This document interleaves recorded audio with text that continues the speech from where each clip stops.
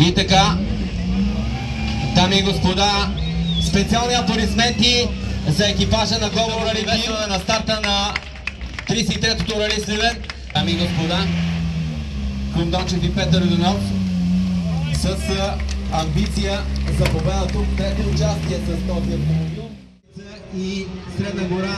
Сега обаче от този нов автомобил за